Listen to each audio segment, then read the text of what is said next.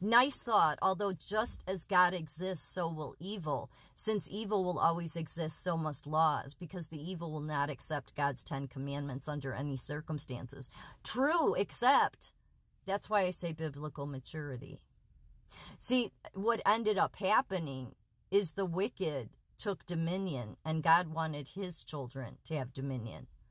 But we haven't, because there's never been the biblical maturity. So that's the reason why, well, you know, because we're talking about two sets, different laws here. Even the laws of man that are made in our country, they work to serve the wicked. They're never held accountable. The very people that should be held accountable are never are.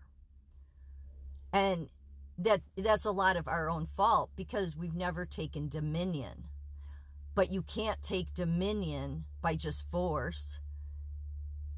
You have to first biblically mature, so that then Jesus was working within you. And when you have enough people that are operating from that place, biblical maturity, then you can take dominion back. Because once God's operating within you, you no longer are under God's law, because it's on your heart then. So you're no longer under that law.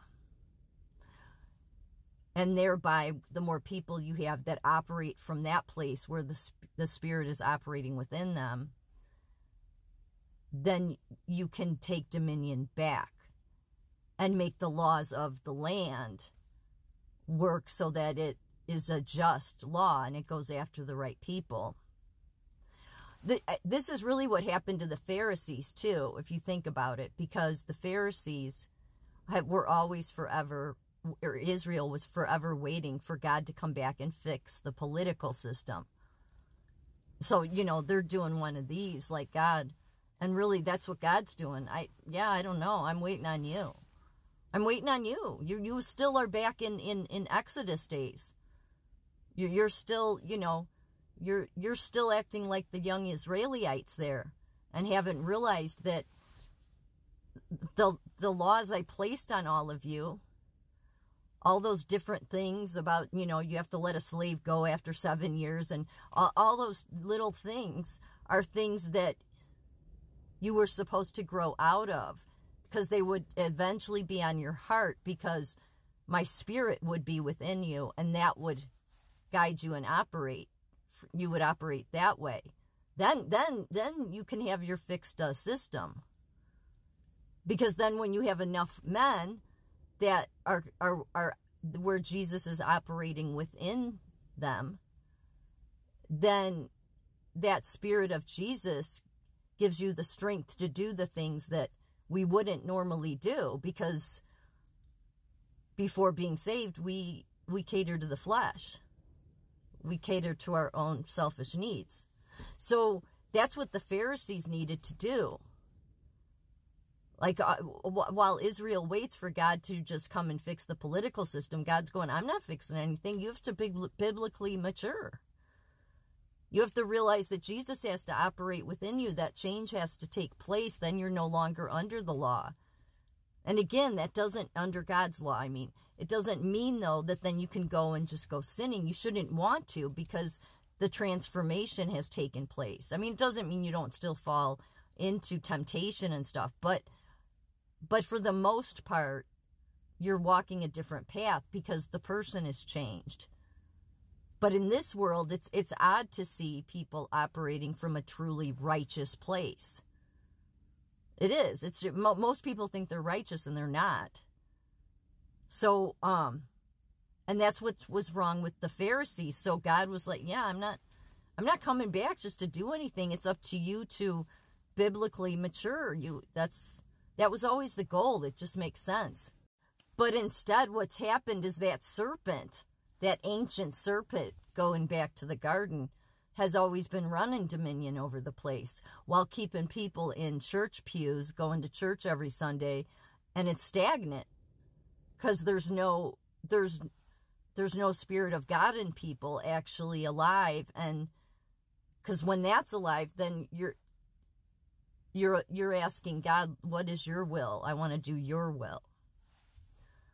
And to him was given dominion and glory and a kingdom that all peoples, nations, and languages should serve him in his dominion, in an everlasting dominion which shall not pass away, and his kingdom one that shall not be destroyed. So in order to have this kingdom, the people have to biblically mature. I know I keep repeating it, but it's true.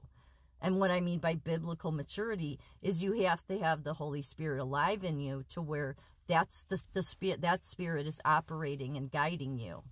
Then when you have enough people that do that, well, then you can take that ancient serpent down. You may not be able to eliminate it, but you can then take the laws that are over the land and you can make them operate to where they go after the right people.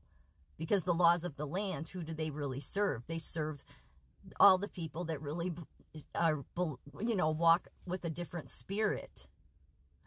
So it just goes to show, just like the Pharisees, they couldn't do anything. They were no different than the Israelites. They made it all about, no, we have to follow this law and that law, and they were just childish. Adults that were childish.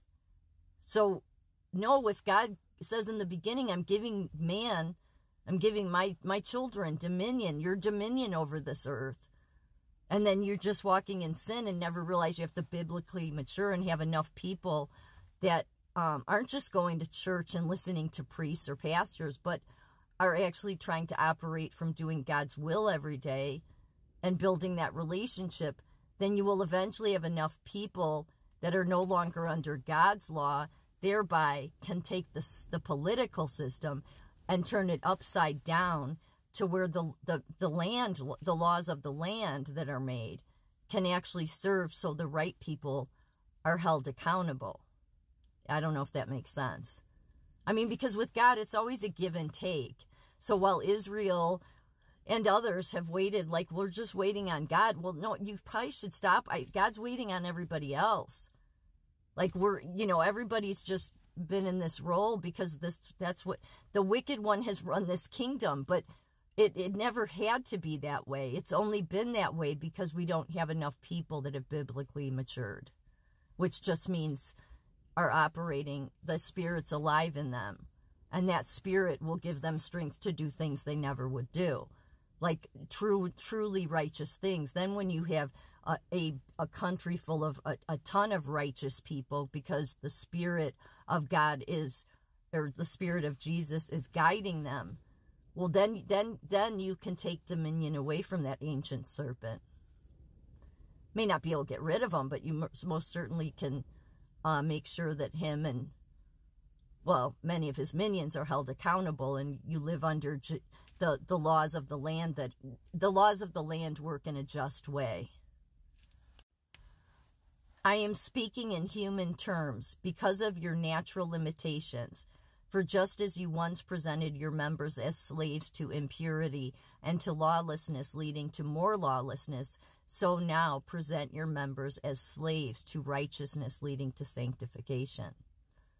I mean, because once the Spirit resides in you, that's the journey you go on, is the sanctifying journey. And each time it makes you stronger to stand up for something more righteous. We don't have enough people that do that. And it has nothing to do with the person. It has to do with the Spirit of God resides in you, and you do the will that you're guided to do. I mean, that's really, I mean, so while the world waits for God, it's really God's waiting on everybody else. Like, when are you going to get it? Like, you can keep going to your church, your Sunday masses or your Sunday churches and doing the same thing you've done forever, or you can realize that you need to have my Spirit alive in you so that you can take dominion over again. Because in order for God's children to have dominion over the land God gave them, well, then it means you have to have a bunch of righteous people that are being guided by the Holy Spirit, not just waiting on God. You're right. I'm just saying the problem is the serpent's been running dominion over the place ever since Eden. And we have to be a godly people with the Spirit alive in us to take dominion back and turn it upside down.